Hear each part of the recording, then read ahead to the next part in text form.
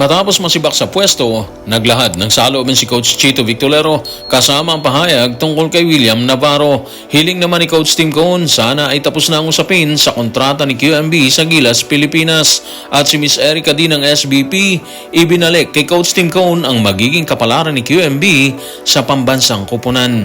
Tutukan po natin ang lahat ng yan, pero bago yan, pakisubscribe, like and share na lang muna para pareho tayong updated. Matapos sibakin ng pamunuan ng Magnolia Hotshots, tuluyan ang nagpaunlak ng panayam si Coach Chito Victorero. Sa panayam ni dating PBA Commissioner Noli Iyala sa kanyang programang Power and Play, iginiit nito na wala siyang sama ng loob kay Coach L.A. Tenorio. Narito ang kanyang kwento. Tutukan natin si Coach Chito sa report ni Jerry Ramos sa Spin. Actually, hindi pa kami nakapag-usap at ayoko rin naman na makasira dun sa ginagawa niya. Si LA, kaibigan ko yan. Wala kaming problema. Nag-uusap kami kapag nagkikita kami sa game. Mataas ang respeto ko sa kanya. Yung pagiging leader niya. Yung high basketball IQ niya. Talagang pwede na naman mag-coach si LA. Deserve naman niya. Yung totoo mga ka-playoffs, bukod sa mensaheng yan, inamin din ni Coach Chito na nagulat siya na parang hindi rin siya nagulat sa nangyaring pagsibak sa kanya bilang head coach ng Magnolia. Aminado rin siya na bawat taon, inaasahan niya na posibleng mangyari yung sibakan.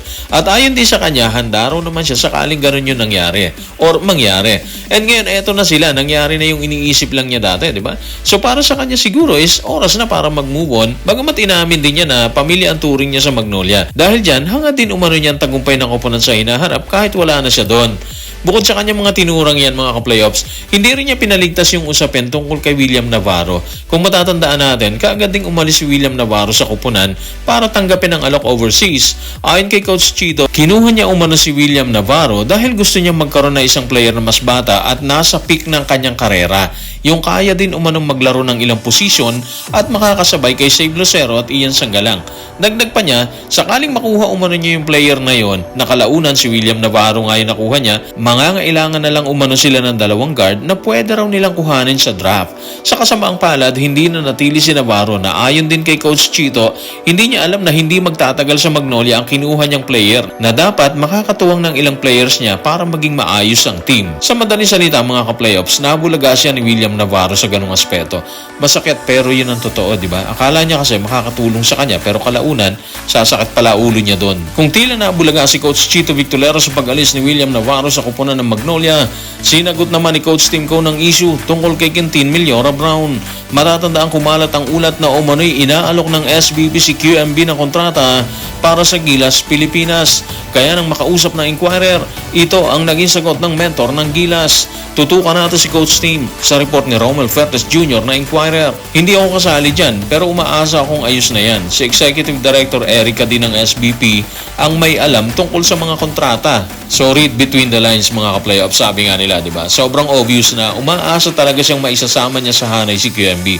Wala daw siyang alam tungkol dito sa kontrata pero umaasa raw siya na sana tapos na yung isyung yon, di ba?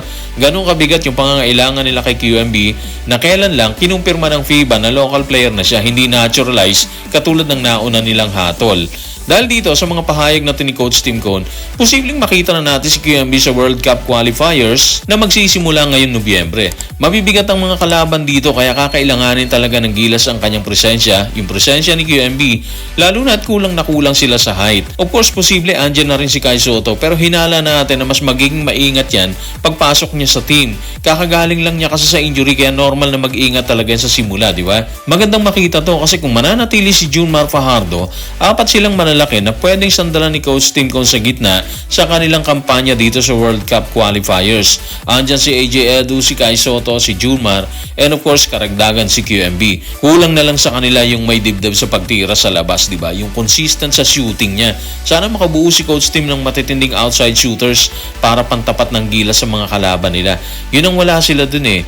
Yung kayang bumato ng tres sa mga sandaling mabigat ang depensa sa loob, di ba? Kung itinuro ni Coach Tim Cone si Miss Erica D tungkol sa kontrata ni QMB sa Gilas, Pilipinas, nilinaw naman ni Miss D ang magiging ganap ni QMB sa pambansang kupunan. Sa kanyang panayam, inamin ito na posibleng makasama na nga ito sa hanay sa paparating na World Cup qualifiers. Subalit ayon sa kanya, niya, depende pa rin ang lahat kay Coach Tim Cone.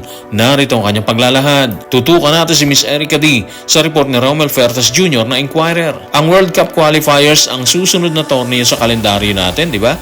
Kaya yun ang pinakamaagang pagkakataon na maaaring mapasama siya sa Gilas lineup. Depende syempre sa magiging pag-uusap nila ni Coach Tim Cone. So malinaw na yung lahat, di ba? Sigurado na makakasama pero depende ang lahat sa magiging usapan nila ni Coach Tim Cone. Sa puntong yan, hindi natin alam kung anong pag-uusapan nila pero naniniwala tayo na wala nang hadlang para maantala ang kanyang pagpasok sa hanay ng Gilas Pilipinas, di ba? Sa pahayag ni Miss Erica D kasi, hindi niya na binigyan din yung kontrata, di ba? Indikasyon po yun na wala nang hadlang talaga para hindi tanggapin ni QMB yung alok. Sa isang side, yun naman talaga yung hinihintay ni QMB, di ba? Yung ma-recognize ni FIBA at tuloy yung makapasok sa hanay. So, hindi natin nakikita magkakaroon ng problema sa ganung aspeto, sa financial na aspeto or dun sa kontrata. Ang alam lang natin siguro is may magandang development sa hanay ng Gilas Pilipinas na posibleng makita nating lahat sa Nobyembre. Nasa grupo tayo ng tinaguri ang Group of Death. Kaya kakailanganin ng Gilas sa isang koponan na nasa kondisyon at handa sumagupa sa matitigas na kalaban. Lahat ng kalaban nila dito katulad din natin na naghahangad makapasok sa World Cup. Yung Australia, posible sigurado na siya dyan. Pero yung New Zealand at Guam, pwede pa nilang talunin yan. Hindi pa naginip yan mga ka-playoffs ha. Nagawa na nilang talunin ng New Zealand sa Asia Cup qualifiers. Kaya sa World Cup qualifiers, posible ulit na mangyari yan. Bukod sa pangarap na World Cup mga ka-playoffs, pangarap din ng grupo ni Coach Tim na pasukin ang susunod na Olympics. Kaya mahalaga na makapasok sila sa World Cup dahil yun ang daan patungo sa Olympics. So guys, maraming salamat.